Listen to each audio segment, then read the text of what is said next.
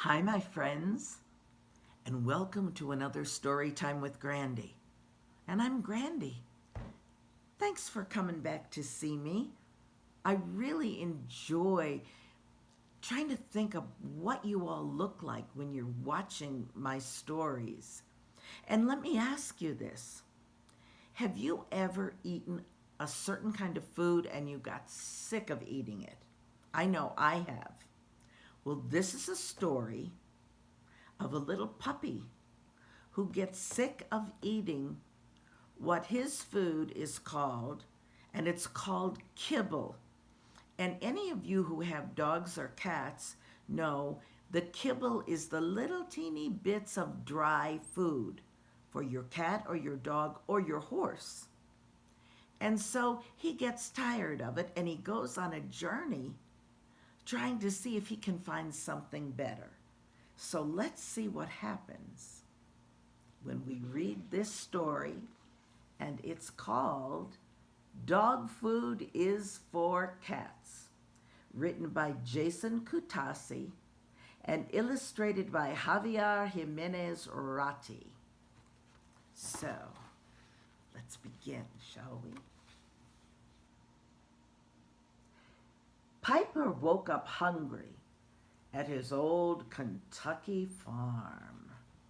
And here's your first picture of Piper. The warmth of the sun as his morning alarm.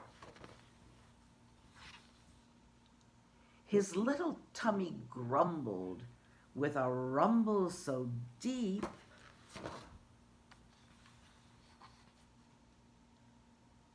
it woke all the rabbits who were trying to sleep. Did your tummy ever growl and rumble? Mine has. When you get hungry? Staring down at his food in a bright yellow dish, no more kibble for breakfast was Piper's everyday wish. Dreaming of cookies, chocolate cake, and other treats, they sound good to me. Piper licked his drooling lips at the thought of all those sweets.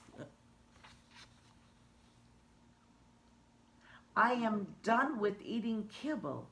I'd rather eat grass. Or pizza with mustard. Dog food is for cats. Let's see.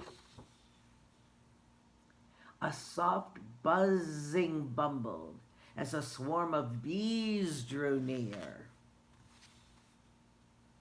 Good morning, young Piper, they buzzed in his ear. I am tired of kibble, Piper told his bee friends.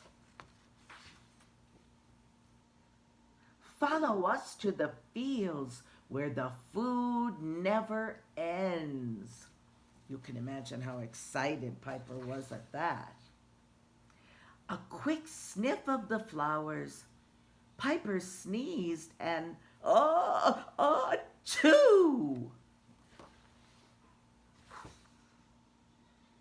The bees quickly noticed, nectar isn't for you. A black and white cow must know how to feast. You don't get that fat unless you eat like a beast. Piper made a sour face with a mouthful full of grass. This isn't my thing. I'm going to have to pass. With a neigh in the distance, Piper thought, of course. The best barnyard meal must be eaten by a horse. Piper expected a big breakfast, maybe eggs and some bacon. But he only saw hay here. He'd been sorely mistaken. Walking through the woods, Piper spotted a small bunny. It hopped by in a flash, laughing at something funny. Triggered by instinct, Piper quickly gave chase. 'Cause dogs chase rabbits, you know. He was one tired puppy, having lost the bunny race. Most bunnies I've ever seen are faster than dogs and puppies, no matter how fast they think they are. Awakened by an owl with a hoot from above, she offered her mousy meal, a gesture made with love.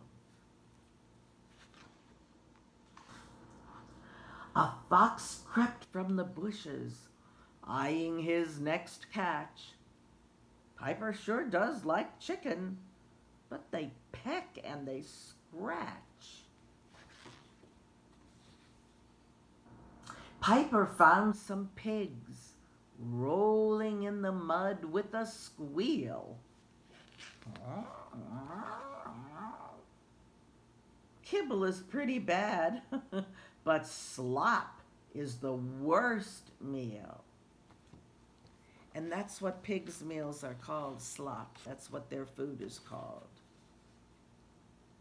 At the edge of the farm, fresh corn grows aplenty. Ooh, that sounds good to me. But this donkey wouldn't share. He wouldn't give Piper any. Goats are super friendly and will share a bag of feed. That's good to know, isn't it? But kibble made for goats isn't exactly what I need. So back to the kibble the farmer delivered at dawn. In the shiny yellow bowl that was still on the lawn. Hungrier than ever, Piper scarfed down his food. Filling his tummy with kibble, the best meal he'd ever chewed. Piper licked the bowl clean, as content as can be. One tired puppy, he fell asleep under the tree. The end. And so, boys and girls, you see, sometimes what we have, our kibble, is really the best thing for us. And we leave that and then we go and try all these other things and they really don't taste that good. So there's a lesson to be learned here.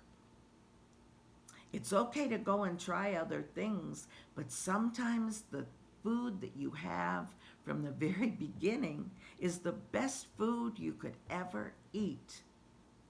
And so grab your sheets of paper, your pencils, crayons, or colored pencils, and draw a picture of food that you are sick of eating. And then draw another picture of food that you would love to eat. And ask your mom and dad to send them to Cherokee Arts Center. They can post them on the webpage and we can see your beautiful, beautiful pictures. And so, until the next time, I say bye-bye Be safe, and I love you.